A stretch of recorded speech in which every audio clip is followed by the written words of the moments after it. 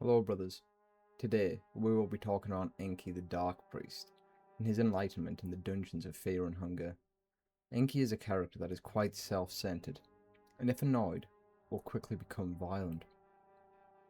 In his backstory, we learn that he possesses the enlightened soul, which means that he is constantly seeking new knowledge and secrets. This trait showed itself when Enki was young, and he was chosen to become a Dark Priest upon his and his twin sister's birth. Typical to such rites, he was pitted against his sibling with ritual daggers, and challenged to fight each other to the very last breath. Unfortunately, he was born with a frail body, and was overpowered by his sister easily. She had a dagger to his neck, waiting for the final blow. She, however, showed mercy to Enki, and he could stab her in the back or accept his defeat. After choosing either of these options, Enki will leave the temple under different circumstances. I believe he stabbed her in the back and went through the ascension ceremony and learned the occult in his own dark pilgrimage. I believe this, as when you meet Enki, he can start with skeletons, which is proof of his learnt necromancy. With the beginning of his own self-studies, he first chose the god he dedicated his time to, which is either Grogoroth, Sylvian, Ulmer, or the god of the depths.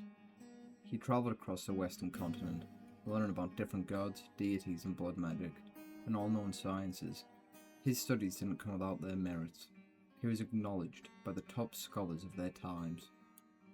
He was finally granted a pass to the great libraries of the Kingdom of Rondan. He now had the collection of all known history and science at his grasp. He would learn of a certain man who was prophesied to begin a new era for mankind, a man meant for greatness. But why would you need to share the spotlight of the gods with any mortal man? Prophecies only for those who are weak enough to bend to their sorry fates. You need to find this man and learn more. To your current knowledge, he'd be found imprisoned at the notorious dungeons of fear and hunger. At this point, Enki could either stock up on various magical items or rush straight after him to the dungeon of fear and hunger. When not playing as Enki and meeting him in the dungeon, in the level 1 inner hall, he will seem distracted and unwanting to talk, brushing you off. If you pester him enough, he will respond. Huh, you're with sane mind still. Please leave me. I'm not here to make acquaintances, and I fail to see what worth chatting with you would bring. Who are you? Enki will be frustrated by this question. My name is Enki, a priest of destruction. Did that feed your curiosity? Listen, I am through with this conversation. It brings no benefit to either of us. Leave. The Dark Priest doesn't seem to want your company at the moment. It might not be a good idea to bother him. You just keep on talking to me in hopes of gaining even the smallest advantage in this darkness, do you? Dark priests are generally frowned upon in the suppressed modern societies. But then, we suddenly become a valuable asset when you're facing eternal darkness. Well, your survival is none of my concern. In fact, it would most likely be more valuable to me after the horrors of these dungeons have had their way with you. I'm through with you. You seem to have angered the Dark Priest. If you push him to this point, he will be impossible to recruit, as he is a little temperamental and holds a grudge. If you didn't annoy him too much, when you meet him in the level 7 catacombs, he will remark, "Oh, you? I'm surprised to see you alive, to be honest. How are you?" Are we really having this conversation? No, we are not. What is this place? We are at the gateway to the darkness. These are the last man-made walls you are about to see. To delve any deeper would be suicide. Meanwhile, if you have an eclipse talisman, he'll be very interested and willing to talk, showing his knowledge of the world. What is that? You seem to carry an eclipse talisman. Where did you get it? It's a symbol that you are an apprentice of the wizard Nashra, the bringer of chaos. The talisman holds great power in its own, but it also gives you a plethora of new friends and enemies. You do not seem to be familiar with the greater scheme, so I imagine the talisman is going to waste in the hands of you. Would you mind giving it to me, perhaps? Give the talisman to Enki. What would you say if I offered my services to you? I'm done with the libraries, and I'm prepared to venture deeper to the dungeon. Even for me, it might prove to be fatal to keep going alone. Sounds like a deal. Great. When you first enter Mahab, Enki will have an interesting dialogue with the party. How can something like this remain hidden from the world? There are mysteries far greater than this, hidden from the common folk. I don't know where the naive way of thinking oozes from the current civilization is far from the most enlightened ones. Still, this is pretty interesting. I didn't realize what I got myself into when I stepped down to this darkness. These ruins give me terrible feelings. Something like this is still waiting for us. What else is there yet to come? This shows Enki's character. He dislikes the current way of thinking, and believes them to be ignorant to the inherent magic of the world around them. In searching around Mahab and the Tower of the Endless, you will find a fragment of Enki's past, where he's been ritually sacrificed to Ormur. I'm ready, Ormur. Take me. I'm ready to meet my end. This is as far as I got.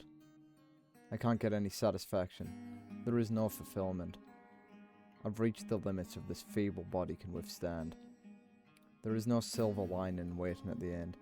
The purpose of us all is to sliver under the cold sun the gods have set above us.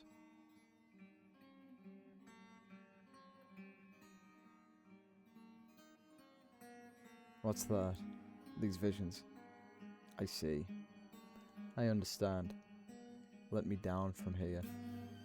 Enki was ready to give up and let himself be taken by the gods, until Nilvan sent him a vision of Lagard, the commander of the Midnight Suns, in the dungeon of fear and hunger, a man who is meant to ascend to godhood and change the world.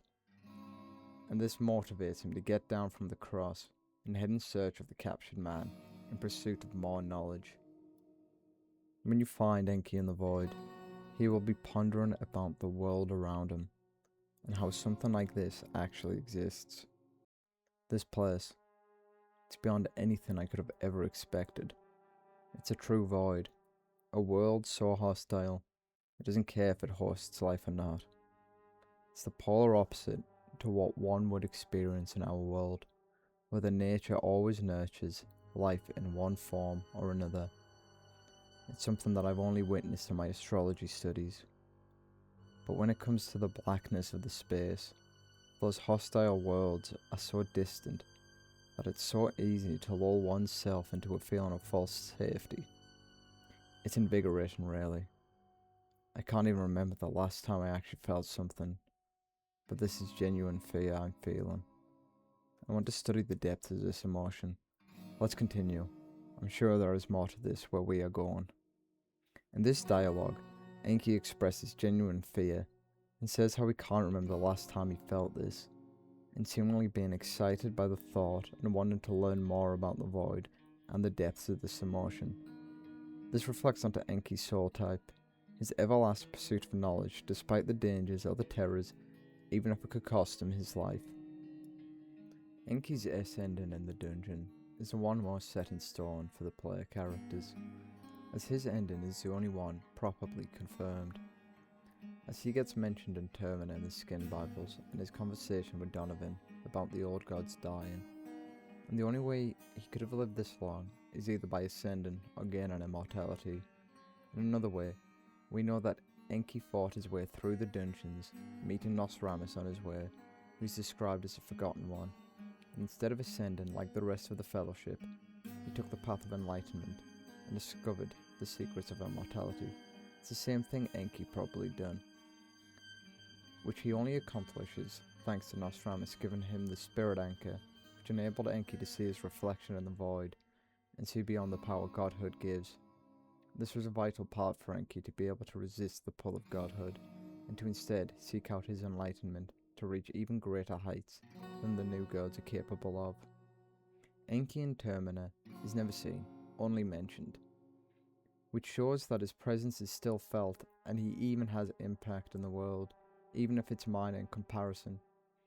This could be because the belief in the gods is dying out, and the occult isn't as worshipped as compared to the first game.